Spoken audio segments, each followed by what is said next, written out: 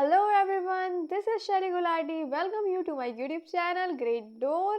तो कैसे हैं आप सभी? कैसे हैं? बढ़िया हैं कि नहीं है? कैसी लग रही है आपको हमारी क्लास?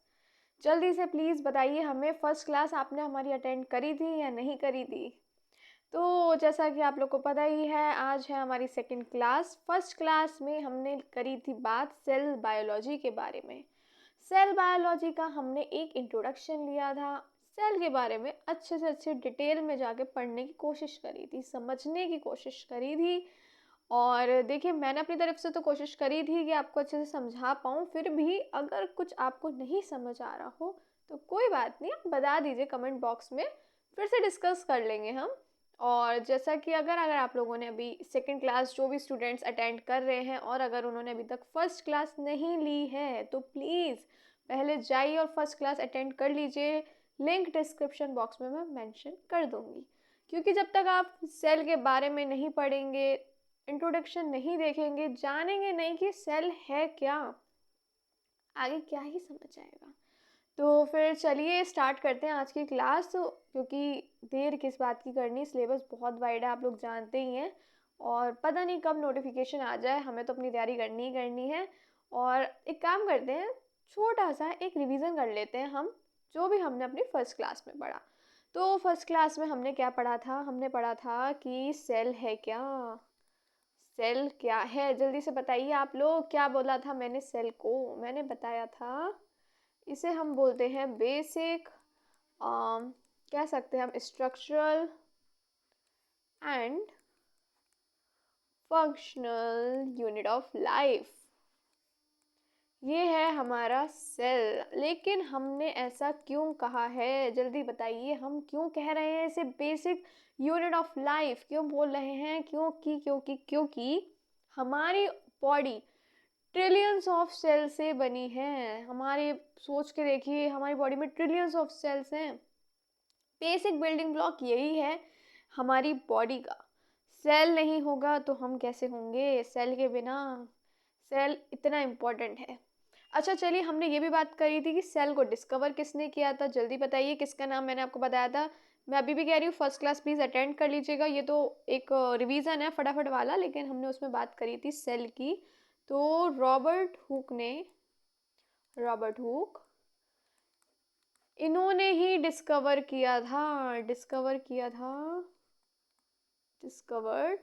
सेल। इन्हीं भाई साहब ने किया था सेल को डिस्कवर।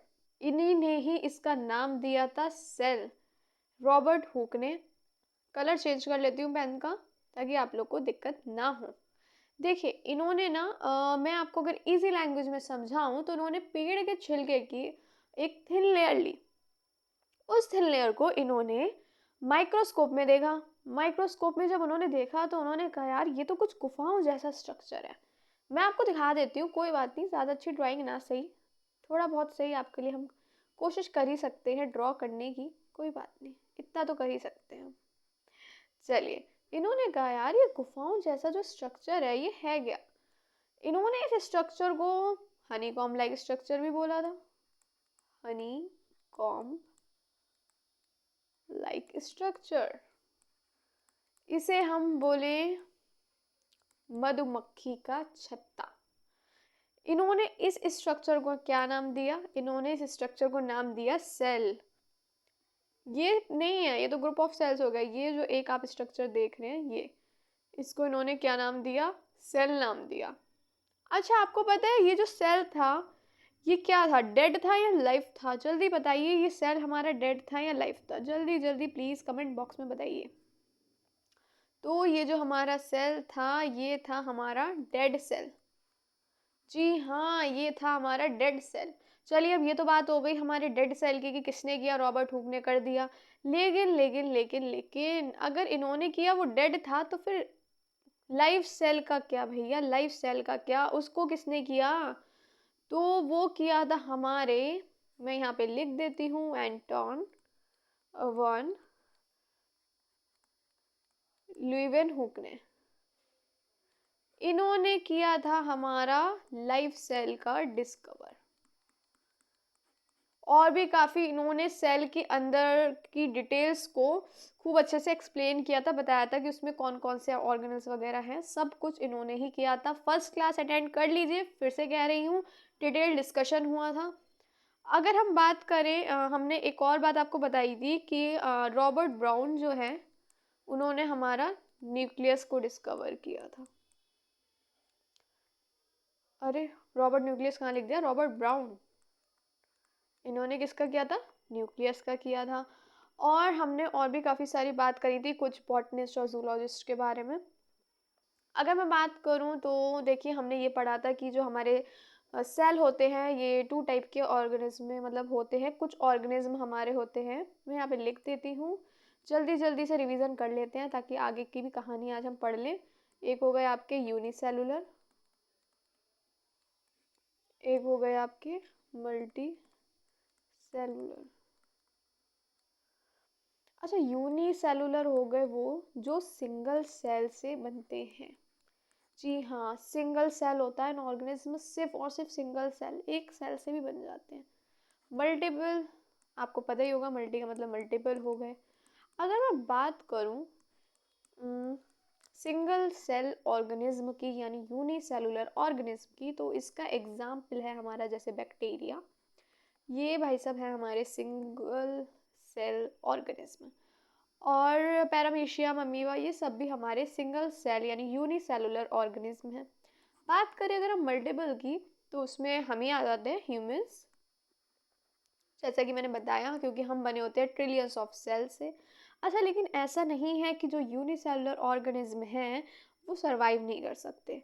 ये जो होते हैं सेल्फ सफिशिएंट होते हैं, सरवाइव के लिए, ग्रोथ, रिप्रोडक्शन, रेस्पिरेशन, सब के लिए ये सफिशिएंट होते हैं। ऐसा नहीं है कि बेचारे एक सेल से बने हुए हैं तो ये कुछ कर नहीं पाएंगे, इनका मतलब सरवाइव नहीं कर पाएंगे, ऐसा कुछ भी नहीं है। ये सेल्फ सफिशिएंट है सरवाइव के लिए। बात करें मल्टी सेलुलर ऑर्गेनिज्म की, तो वो तो आपको पता ही है, हम ह्यूमंस जैसे, हमारे में है ट्रिलियंस ऑफ सेल्स। चलिए अब जल्दी जल्दी थोड़ा सा और आगे पढ़ते हैं, हम थोड़ा सा बढ़े। तो हमने कल बात करी थी हमारे एक बॉटनिस्ट के बारे में जिनका नाम था मैथियस श्लाइडन। इन्होंने प्लांट सेल्स को ऑब्जर्व किया था और इन्होंने बताया कि जो प्लांट सेल है हमारे, यहाँ लिख देती हूँ मैं, प्लांट सेल्स है, ये जो सेल्स हैं इनमें डिफरेंट काइंड्स के सेल्स होते हैं, डिफरेंट काइंड्स ऑफ सेल, जो क्या करते हैं, डिफरेंट कंपोस्ट जो टिश्यू जो होता है ना प्लांट्स के लिए, टिश्यू को फॉर्म करते हैं ये। और साथ ही साथ ये तो हमारे उन्होंने बोल दिया था मैथियस लाइडन जो हमारे बॉटनिस्ट हैं, लेकिन फिर आते हमारे जूलॉजिस्ट जो थे हमारे थियोडोर श्वान। इन्होंने क्या किया, ये हमारे थे जूलॉजिस्ट, इन्होंने भी ये सब बताया, लेकिन इन्होंने थोड़ी सी चीज़ और बताई, जैसे कि इन्होंने ये बोला कि जो सेल वॉल होती है ये एक यूनिक करेक्टर है, यूनिक करेक्टर किसमें, ये यूनिक करेक्टर है हमारा प्लांट सेल में। देखिए ये बात याद रखिएगा, सेल वॉल जो होती है वो प्लांट सेल में होती है लेकिन एनिमल सेल में नहीं होती। इन्होंने एक बात और बोली, हमारे सेल में एक लेयर होती है, एक थिन लेयर होती है जो होती है सेल मेम्ब्रेन। अच्छा, ये जो सेल में मेम्ब्रेन है इसी को ही हम प्लाज्मा मेम्ब्रेन भी बोलते हैं, प्लाज्मा मेम्ब्रेन। इन्होंने बताया था ये थिन लेयर है जो सेल के आउटर में प्रेजेंट होती है। तो चलिए अभी हम बात कर लेते हैं, इसके बारे में भी मैंने कल आपको बताया था, अब बस यहाँ पे अभी हम और ज़्यादा नहीं, हो गया हमारा जल्दी से, अब छोटा सा और रिवीजन का पार्ट एक रह गया है जो कि है, ये तो इन दोनों ने बताया ही नहीं, ये बता दिया भाई सेल वॉल होती है, यूनिक करेक्टर है, डिफरेंट काइंड के सेल होते हैं, लेकिन सेल आते कहाँ से हैं, अब हमारी बॉडी में ट्रिलियंस ऑफ सेल हैं भाई, ये नए सेल आते कहाँ से हैं। तो वो सेल बताया हमारे रुडोल्फ विर्चो ने, यहाँ पे मेंशन कर देती हूँ मैं, फिर भी वैसे तो सब कराया है मैंने बट स्टिल कोई बात नहीं, जल्दी जल्दी थोड़ा सा रिवीजन कर ले, मैं कुछ नहीं जा रहा। तो रुडोल्फ विर्चो ने बताया जो न्यू सेल्स आते हैं वो आते हैं हमारे प्री एग्जिस्टिंग सेल से। कहाँ से, प्री एग्जिस्टिंग सेल। आपने एक लाइन पढ़ी होगी, एनसीईआरटी में मेंशन है 11th क्लास की, ओमनिस सेलुला इज सेलुला। उसका मतलब यही होता है कि न्यू सेल्स का form from pre existing cells. चलिए यहाँ तक की कहानी समाप्त हुई। बात हमने करी ली थी, 2 टाइप्स के सेल होते हैं, एक होते हैं हमारे प्रोकैरियोटिक, एक होते हैं हमारे यूकैरियोटिक। प्रोकैरियोटिक और हमारे हो गए यूकैरियोटिक। तो आज की कहानी हम करेंगे यहीं से स्टार्ट। तो चलिए अब हम थोड़ा आगे बढ़ते हैं, पढ़ते हैं आज इन दोनों सेल्स के बारे में कि ये हैं क्या। तो चलिए, अगर मैं बात करूं प्रोकैरियोटिक एंड यूकैरियोटिक सेल्स, तो जैसा कि मैंने आपको कल भी बताया था अपनी फर्स्ट क्लास में, अगेन कह रही हूँ, अगर नहीं देखी है तो प्लीज़ एक बार वो भी अटेंड कर लीजिए, लिंक डिस्क्रिप्शन बॉक्स में आपको मिल जाएगा। देखिए, प्रो का मतलब होता है हमारा प्रिमिटिव, या हम इसे कह सकते हैं प्रीवियस। कैरियन का मतलब होता है न्यूक्लियस। अच्छा, हम इसे प्रिमिटिव और प्रीवियस न्यूक्लियस क्यों बोलते हैं, क्यों, वो हम आपको भी बताते हैं, वेट करिए। हम बात करें यू की, तो यू का मतलब हो गया हमारा एडवांस। अगेन कैरियन का मतलब हो गया हमारा न्यूक्लियस। क्यों बोलते हैं, देखिए जो प्रिमिटिव और प्रीवियस यानी हम बात कर रहे हैं पुराने की, ऐसा क्यों बोल रहे हैं ये, क्योंकि सबसे पुराना जो कहना चाहिए है हमारा प्रोकैरियोटिक सेल, जितने भी बैक्टीरिया हैं वो सारे के सारे हमारे प्रोकैरियोट हैं। जी हाँ, जितने भी बैक्टीरिया हैं भैया, सब के सब क्या हैं हमारे, सब इसी में ही आते हैं, सब के सब, चाहे प्रोकैरियोट बोल लो बैक्टीरिया बोल लो, एक ही बात है, सब बैक्टीरिया हमारे प्रोकैरियोट्स ही होते हैं, यूनिसेलुलर ऑर्गेनिज्म। अच्छा, प्रोकैरियोट का भी हम स्ट्रक्चर डिस्कस करेंगे तो आपको पता चलेगा प्रीवियस न्यूक्लियस क्यों बोलते हैं और एडवांस न्यूक्लियस यूकैरियोट को क्यों बोलते हैं। अब आपको ये तो पता चल ही गया होगा कि कैसे कैसे नाम पड़ा इसका प्रोकैरियोटिक और यूकैरियोटिक। थोड़ा सा अगर मैं आपको बताऊं तो यूकैरियोटिक में एडवांस न्यूक्लियस इसलिए बोलते हैं क्योंकि इसमें होते हैं हमारे मेम्ब्रेन बॉन्ड ऑर्गेनेल्स। पेन का कलर चेंज कर दूं ताकि आप लोग को मैसअप ना हो, चीज समझ आ जाए। चलिए, क्या होते हैं इसमें हमारे, एक मिनट, पेन का कलर अभी तो मैंने चेंज किया था, कोई बात नहीं। क्या होते हैं, मेम्ब्रेन बॉन्ड ऑर्गेनेल्स।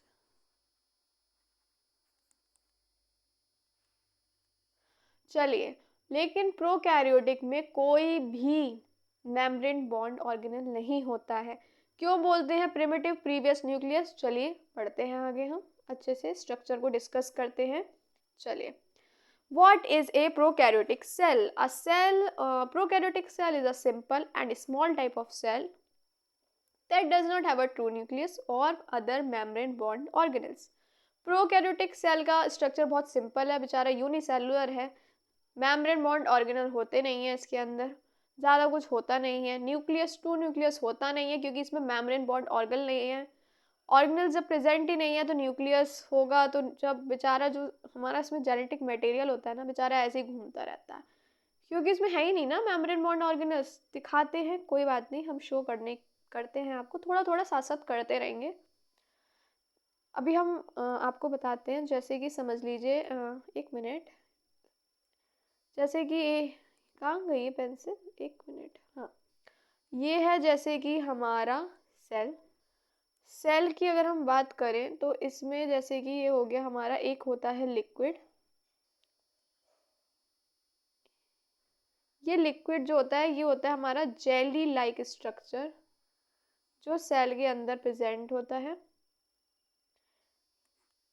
ये जो जेली लाइक स्ट्रक्चर है हमारा, जेली लाइक स्ट्रक्चर, ये पता है क्या है, ये है हमारा साइटोप्लाज्म। ये हो गया हमारा साइटोप्लाज्म। जितनी भी केमिकल एक्टिविटीज होंगी वो सारी की सारी इसमें ही होंगी, जितनी भी केमिकल एक्टिविटीज होंगी, प्रोकैरियोटिक हो या यूकैरियोटिक, सब कुछ इसमें ही होता है।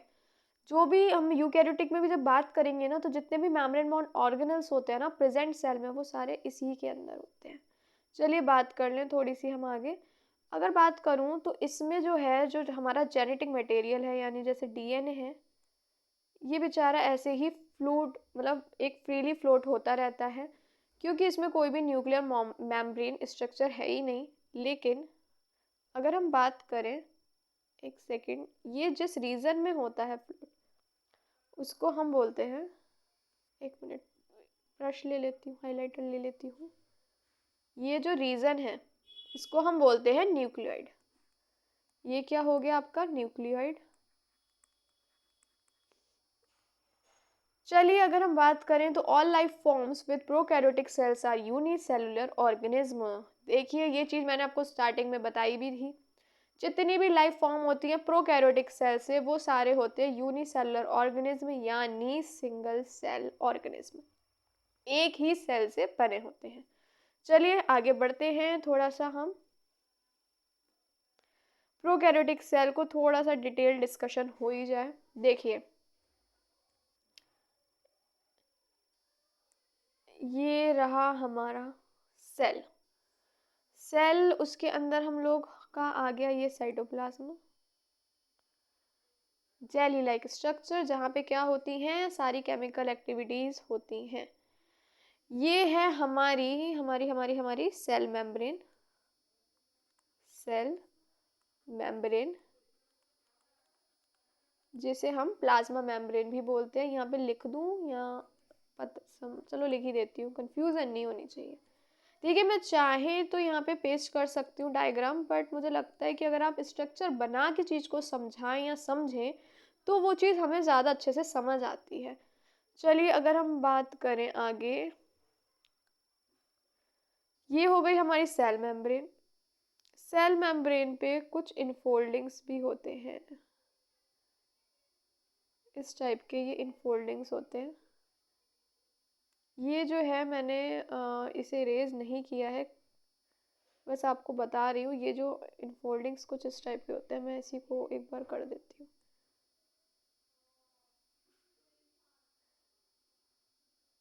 ये जो इनफोल्डिंग्स होते हैं इन्हें हम बोलते हैं मीजोजोम। रेस्पिरेशन प्रोकैरियोट्स में इसी से ही होता है, ये हेल्प करता है हमारा रेस्पिरेशन में। अच्छा, इस पे ना कुछ हमारे ये देखिए, ये जो आप देख रहे हैं ये सेल पे हमारे जो प्रेजेंट हैं, ये है हमारे क्रोमेटाफोर। क्रोमेटाफोर ये क्या करते हैं, ये करते हैं बियर कलर। देखिए जैसे इसमें क्लोरोफिल है जो हेल्प करता है फोटोसिंथेसिस में। तो ये जो क्रोमेटोफोर है, क्रोमा का मतलब ही होता है बायोलॉजी में, अगर क्रोमा आप वर्ड देख रहे हैं तो क्रोमा का मतलब क्या हो गया, कलर। मैं यहाँ पे लिख देती हूँ, क्या होता है क्रोमा का मतलब, कलर।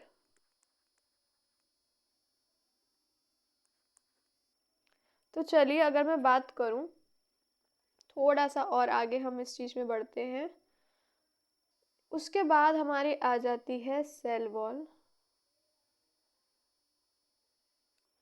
अच्छा, अगर हम बात करें सेल वॉल की तो ये यहाँ पे मैं लिखूंगी इसको थोड़ा सा, सेल वॉल ये जो बनी होती है पेप्टिडो ग्लाइकेन की बनी होती है, peptidoglycan, which is made up of NAG, और आ जाता है आपका NAM। NAG हो गया आपका N acetyl, N acetyl glucosamine, yes glucosamine. NAM हो गया आपका एन एसिटाइल म्यूरामिक एसिड। ये तो बात हो गई हमारी सेल वॉल की।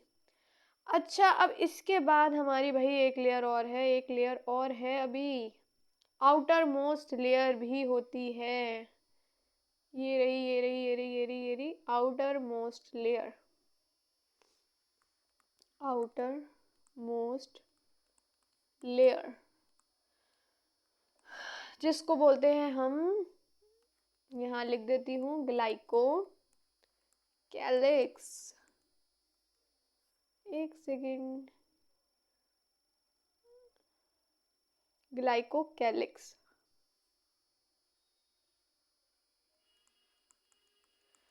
ये हो गई हमारी सेल की बात, मीजोजोम की बात हो गई हमारी, डीएनए हमने आपको बता ही दिया है। इसमें बाकी हमारे राइबोसोम्स हो गए, जैसे कि ओ सॉरी, सब पता नहीं क्यों इतना हो जाता है अगर खुद डायग्राम बनाओ तो। राइबोसोम्स होंगे प्रेजेंट्स।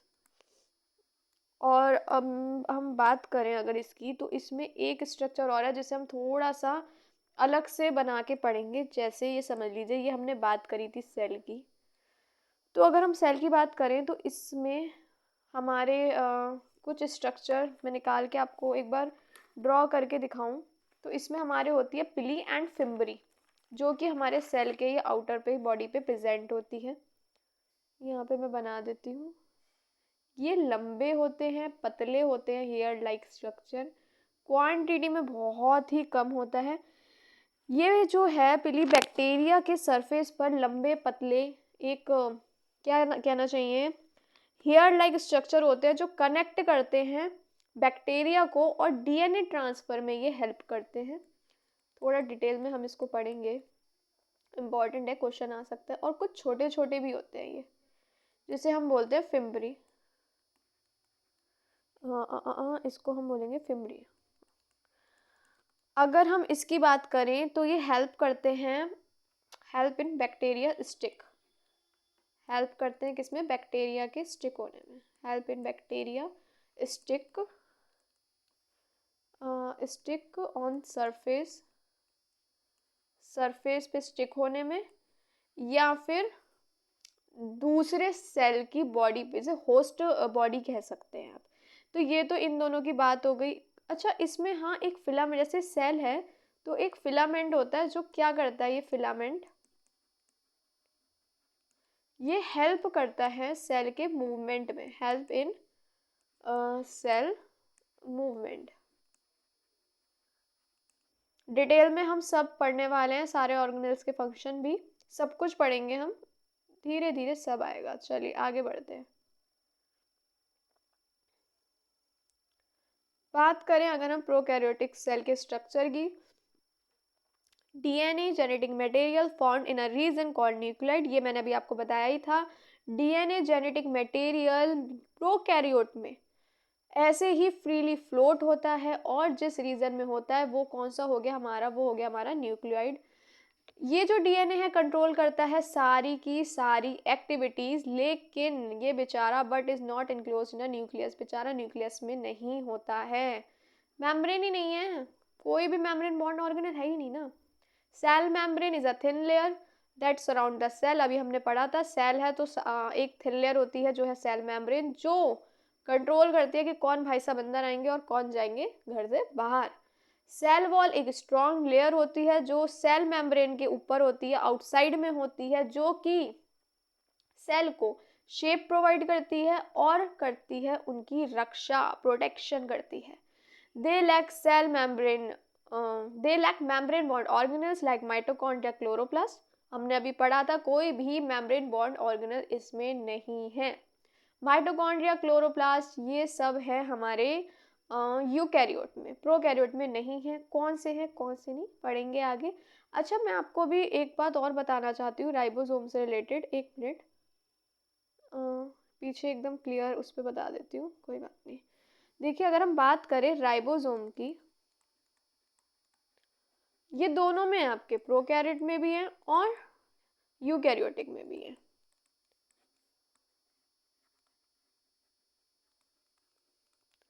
पेन चेंज कर देती हूँ ताकि जो है कंफ्यूजन ना हो, कोई बात नहीं।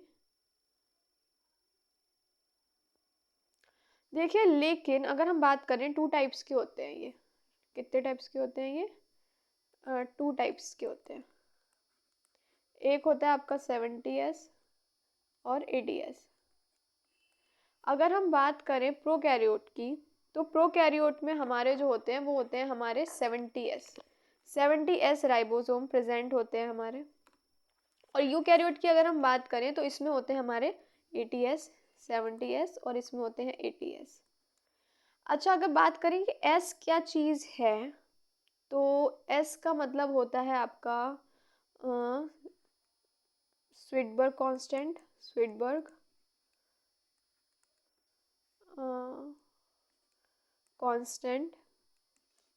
और बात करूँ तो एस की एक और होती है जिसे हम बोलते हैं सेडिमेंटेशन। Sedimentation coefficient.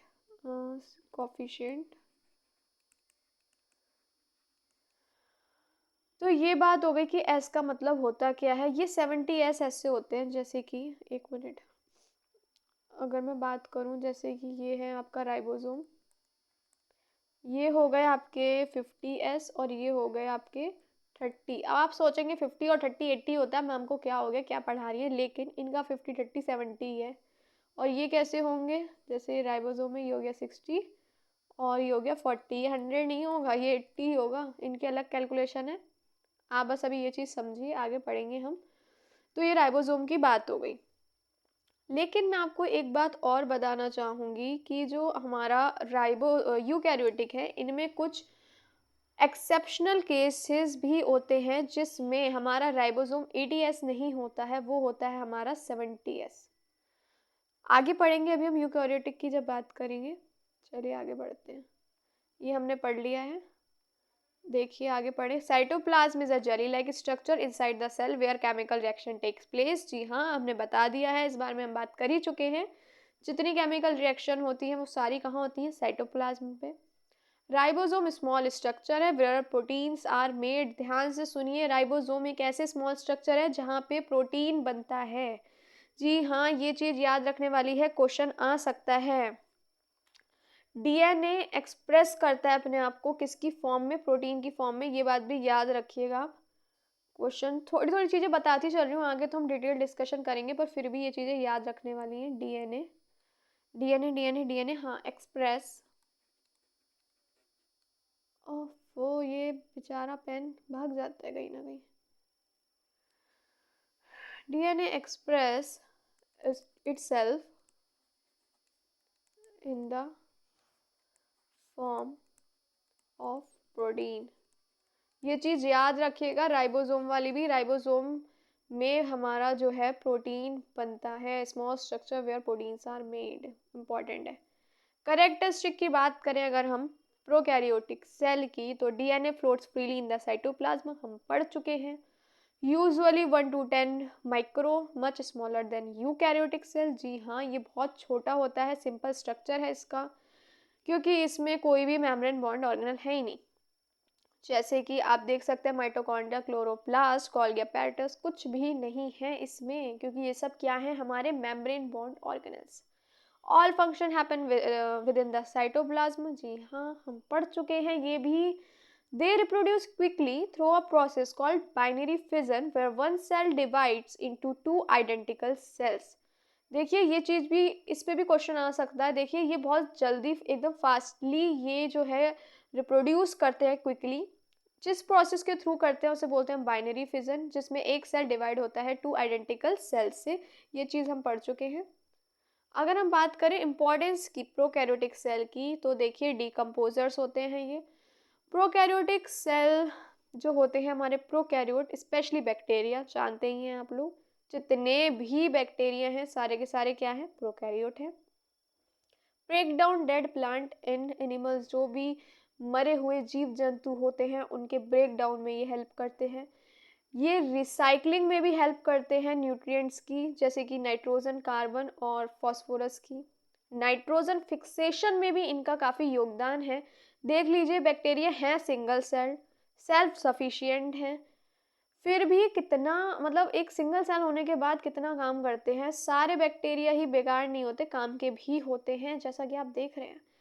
देखिए इस पे लिखा है सर्टेन बैक्टीरिया, जैसे कि राइजोबियम, कन्वर्ट करता है नाइट्रोजन को from the atmosphere into the form that plants can absorb and use.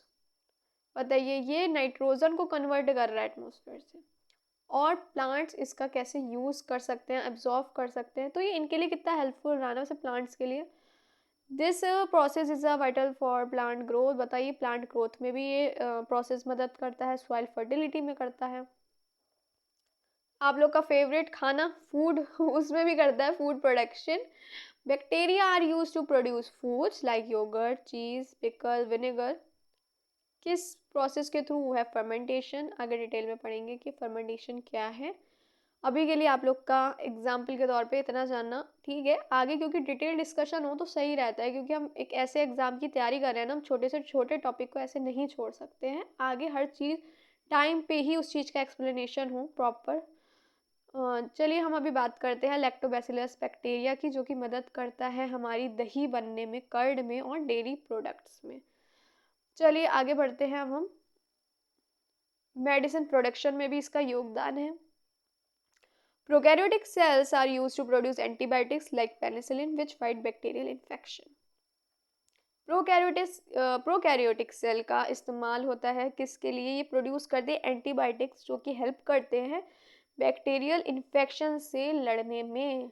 देखिए ऐसा नहीं है सारे के सारे बेकार होते हैं, काम के भी होते हैं, लेकिन कुछ ऐसे भी होते हैं जो डिसीज़ भी कॉज करते हैं। पढ़ेंगे हम अभी। इन्वायरमेंट क्लीनिंग में भी देखिए इनका काफ़ी योगदान है। कुछ होते हैं जो ब्रेक डाउन करते हैं हार्मफुल सब्सटेंसेस को, पॉल्यूटेड इन्वायरमेंट में जितने भी हार्मफुल सब्सटेंसेस होते हैं, और इस प्रोसेस को हम बोलते हैं बायो रिमेडिशन।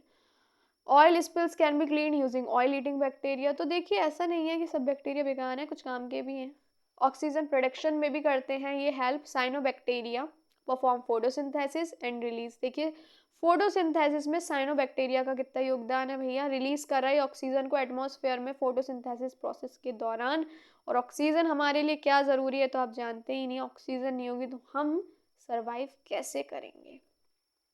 अच्छा मैं आप लोग को फिर बोल रही हूँ, प्लीज़ अगर मेरा एक्सप्लेनेशन और मेरा पढ़ाया हुआ तरीका आपको अच्छा लग रहा हो तो प्लीज़ आप चैनल को सब्सक्राइब कर लीजिए, और प्लीज़ कमेंट बॉक्स में बताइएगा अगर कोई दिक्कत हो, कुछ समझ नहीं आ रहा हो। समझ आ रहा हो तो भी प्लीज़ थम्स अप लिख के कुछ भी आप एक कमेंट कर दीजिए कि आपको समझ आ रहा है या नहीं आ रहा, मुझे प्लीज़ बताइए। और प्लीज़ ज़्यादा से ज़्यादा स्टूडेंट के साथ क्लासेस को शेयर करिए ताकि ज़्यादा से ज़्यादा स्टूडेंट इस बैच का बेनिफिट ले सके। और चलिए अब हम आगे बढ़ते हैं, बात करें डिसीज़ कॉजर्स एंड स्टडी। ये हमारी डिसीज़ को पता लगाने में भी हेल्प करते हैं, कुछ कॉज भी करते हैं डिसीज़ को, जैसे माइकोबैक्टीरियम, ये ट्यूबर क्लोसिस। ये जो माइकोबैक्टीरियम ट्यूबर क्लोसिस है, ये क्या कॉज करता है? ट्यूबर क्लोसिस डिसीज़ को कॉज करता है। अगर बात करें हम इसके बारे में, ये भी कह सकते हैं कि ये बैक्टीरिया हेल्प करते हैं हमारे ट्रीटमेंट में भी। तो कुछ फ़ायदे हैं कुछ नुकसान हैं, दोनों चीज़ें हैं। सिर्फ फ़ायदे आजकल वैसे भी कहाँ मिलते हैं, नुकसान तो साथ में ऐड ही है। चलिए अगर हम बात करें तो ये हो गई हमारी प्रोकैरियोटिक। अच्छा मेसोजोम की अगर मैं बात करूं, ये देखिए काम का है हमारे, ऐसा नहीं है काम के तो खैर सभी हैं, शॉर्ट में निपटा रही हूँ क्योंकि हमें कल इसका डिटेल डिस्क्रिप्शन भी एकदम बढ़िया तरीके से इसको डिटेल में पढ़ना है। ये क्या करते हैं? हेल्प करते हैं रेस्पिरेशन में। किस में करते हैं? प्रोकैरियोट में, प्रोकैरियोटिक सेल में। और मैं बात करूं, हेल्प करते हैं ये सेल वॉल फॉर्मेशन में भी।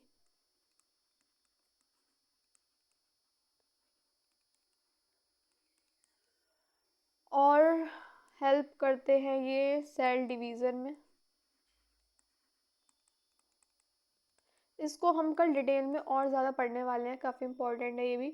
हर ऑर्गेनल के बारे में हम डिटेल डिस्कशन करेंगे क्योंकि कहीं से भी कुछ भी आ सकता है। हम एक ऐसे एग्ज़ाम की तैयारी कर रहे हैं ना कि उसमें कुछ भी आ सकता है, हम किसी भी चीज़ को ऐसे नज़रअंदाज नहीं कर सकते उसे छोटा टॉपिक समझ के। हमें हर चीज़ को काफ़ी डिटेल में उसके फंक्शन इंपॉर्टेंस को पढ़ना पड़ेगा। चलिए प्रोकैरियोटिक की काफ़ी बातचीत हो गई, अब हम बात करें यूकैरियोटिक की। तो हमने बताया था यूकैरियोटिक। हम्म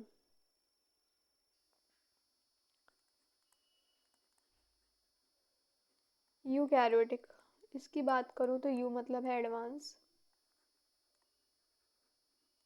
कैरियन न्यूक्लियस। इसे हम एडवांस न्यूक्लियस इसलिए बोलते हैं क्योंकि इसमें हमारे न्यूक्लियस जो होता है एक मेम्ब्रेन में होता है, उसकी एक आउटर मेम्ब्रेन होती है। इसमें जितने भी ऑर्गेनल्स प्रेजेंट होंगे हमारे यूकैरियोट में, वो सारे के सारे होंगे हमारे मेम्ब्रेन बाउंड ऑर्गेनल्स।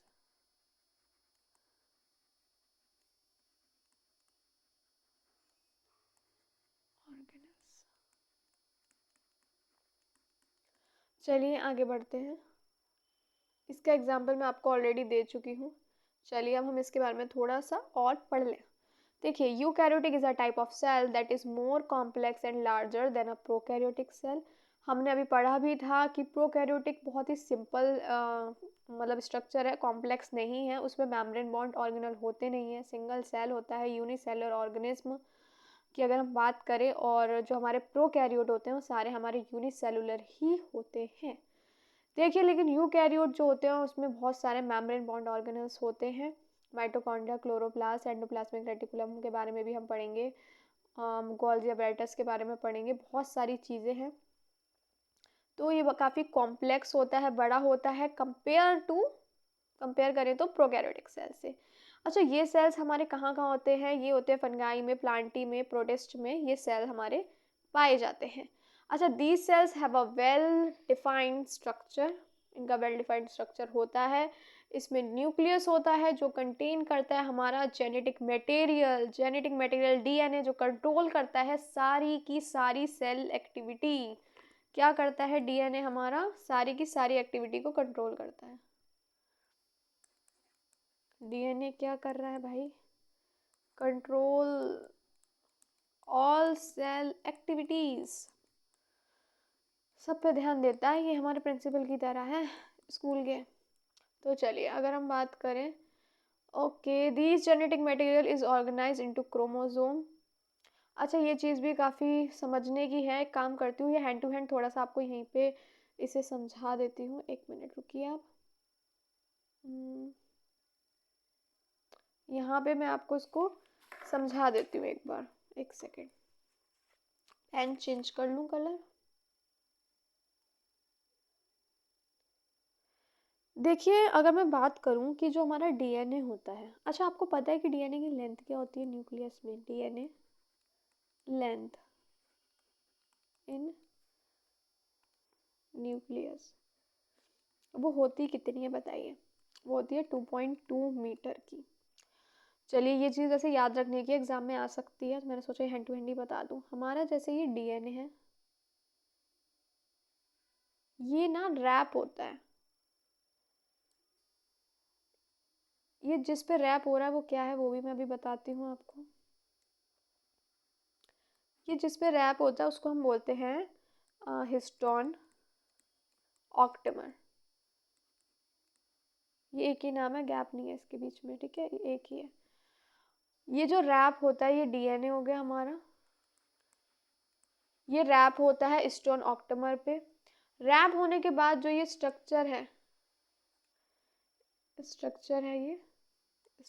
जो है ये, इसको हम क्या बोलते हैं? जल्दी जल्दी बताइए।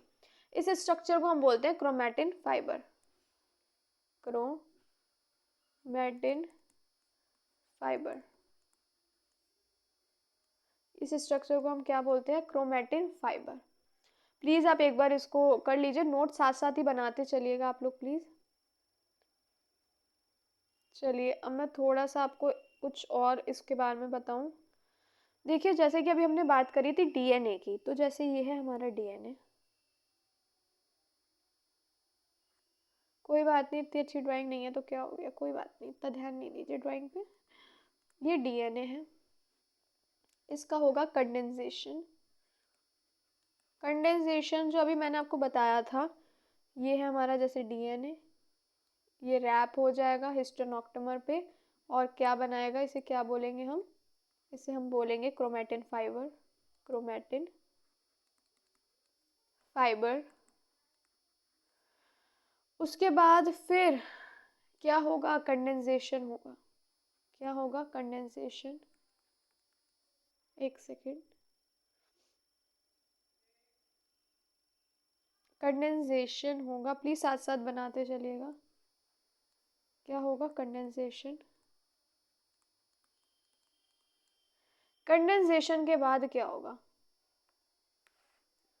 कुछ स्ट्रक्चर इस टाइप का होगा। ये जैसे आप देख रहे होंगे, ये इन्फो उस पे रैप जब होता है, रैप होके ये कुछ इस टाइप का स्ट्रक्चर ये बन जाता है। थोड़ा सा मैसअप ज़्यादा हो रहा है, मैं ऊपर एक बार इस स्ट्रक्चर को क्लियर बनाती हूँ।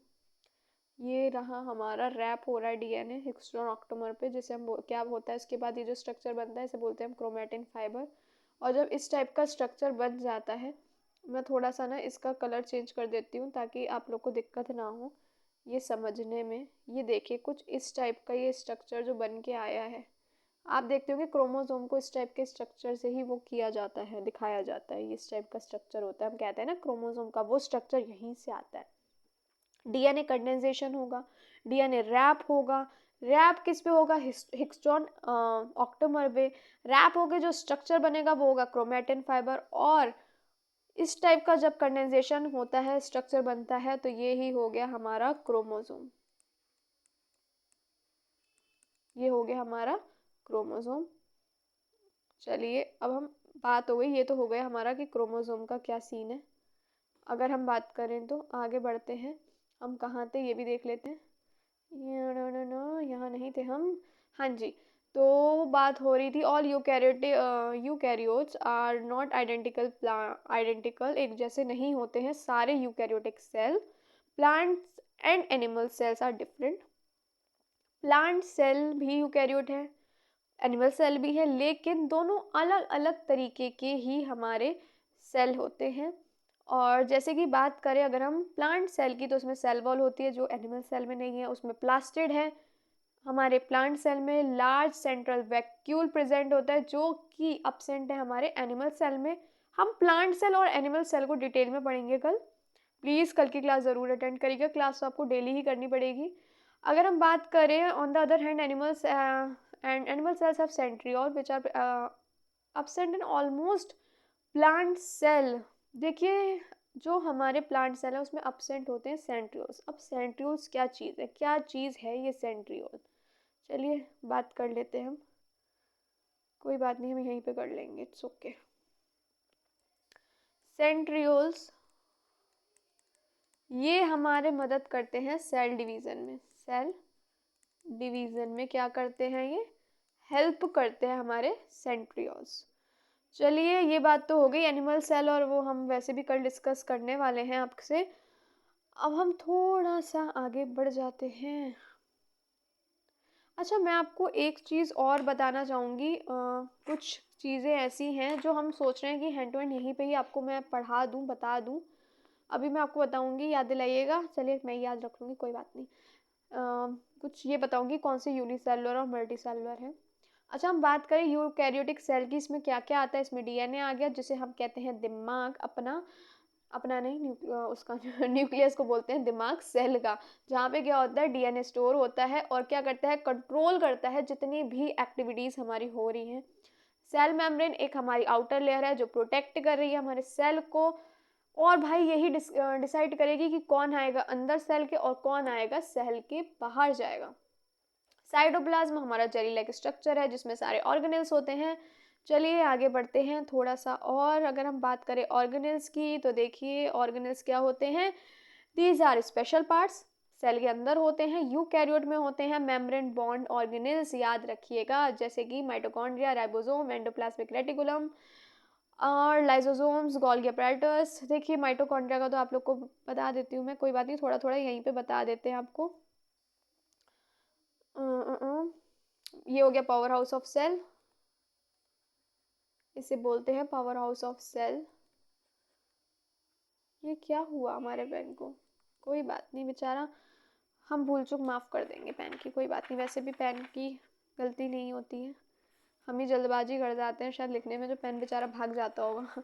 अगर हम बात करें राइबोसोम की, तो यहाँ पे क्या होता है? प्रोटीन बनते हैं, यहाँ पे लिख रही हूँ। इसको हम थोड़ा डिटेल में पढ़ेंगे कल। और अगर हम और बातचीत करें अगर, तो हम बात करेंगे लाइसोसोम्स की। तो फिर लाइसोसोम्स जो होते हैं, लाइसोसोम्स की अगर हम बात करें तो आप लोग बताइए आपको लाइसोसोम्स के बारे में क्या पता है? वैसे ये छोटे छोटे से एक राउंड स्ट्रक्चर होते हैं जो मदद करते हैं क्लीनिंग के लिए। जी हाँ, इसको हम थोड़ा सा डिटेल में पढ़ेंगे। रिसाइकलिंग में भी ये मदद करते हैं। इसे हम बोलते हैं रिसाइकलिंग सेंटर ऑफ सेल। अगर हम बात करें गोल्गी अपैरेटस की, तो इसकी अगर हम बात करें, सॉरी गोल्जी बोलें, तो इसकी अगर हम बात करें तो ये हमारी हेल्प करता है पैकेजिंग में। पैकेजिंग में किसकी पैकेजिंग हो रही है, इसमें शिपिंग भी बोलते हैं, shipping centre of the cell, इसमें डिस्ट्रीब्यूट करता है प्रोटीन और लिपिड्स को अदर पार्ट्स में सेल के।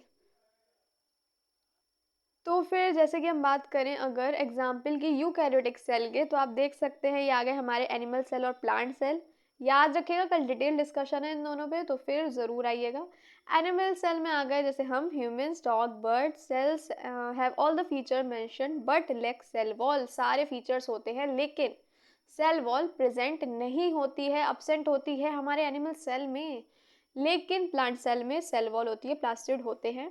चलिए पढ़ लेते हैं। Plant cells like those of trees, flowers and grasses also have a cell walls and chloroplast which help them and make their food through photosynthesis। इसमें क्लोरोप्लास्ट होता है जो मदद करता है फोटोसिंथेसिस प्रोसेस में, और इसी प्रोसेस के थ्रू क्या करते हैं ये लोग अपना खाना बनाते हैं। चलिए आगे अगर हम बढ़ें, खत्म, बस क्वेश्चंस और सॉल्व कर लेते हैं। Which of the following is a characteristic of prokaryotic cell. तो क्या होगा, प्रेजेंस ऑफ न्यूक्लियस नहीं होता है भाई, मेम्ब्रेन बॉन्ड ऑर्गेनेल नहीं होता है, क्या होता है इसमें हमारा सर्कुलर डीएनए। चलिए सेकंड क्वेश्चन की तरफ हम बढ़ते हैं। सेकंड क्वेश्चन है which organelle is responsible for protein synthesis in both prokaryotic and eukaryotic cell. तो अभी हमने बात करी थी प्रोटीन सिंथेसिस हमारा कहाँ पे होता है, ये होता है माइटोकॉन्ड्रिया नहीं, पावर हाउस है, ये भी नहीं है, पैकेजिंग में मदद करता है, होता कहाँ पे, प्रोटीन का तो हम पढ़ चुके हैं, राइबोसोम का।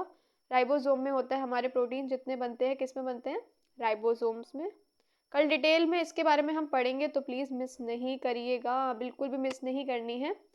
विच of the following structure is found in eukaryotic cell but not in prokaryotic cell. कौन सा स्ट्रक्चर है जो यूकैरियोट में होता है लेकिन प्रोकैरियोट में नहीं होता। प्लाज्मा मेम्ब्रेन दोनों में होती है, राइबोसोम दोनों में होता है, 70S 80S याद करिए अभी हमने पढ़ा था, साइटोप्लाज्म दोनों में, लेकिन भाई न्यूक्लियस, न्यूक्लियस तो प्रोकैरियोटिक में होता ही नहीं है, यही तो है हमारा अलग।